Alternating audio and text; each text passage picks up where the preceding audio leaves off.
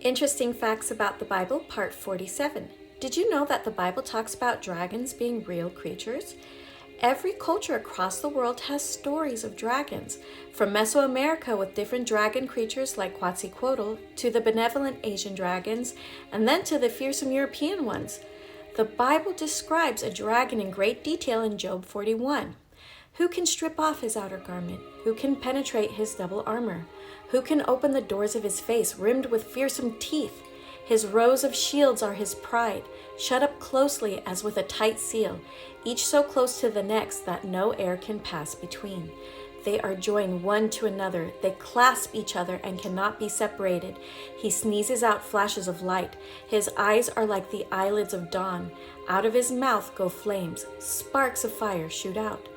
This isn't just symbolism. Scripture is describing an actual entity here. This creature can come up in the mud, and it can make water boil in the deep. This is a water dragon called Leviathan. Isaiah 27 also mentions Leviathan, calling it a twisted serpent and a dragon of the sea. In Psalm 74, it talks about how God split the sea, and in verse 14 smashed the heads of Leviathan and gave them as food to the desert dwellers. This implies that there is more than one of these creatures. In Revelations 22, God calls the devil a dragon and ancient serpent.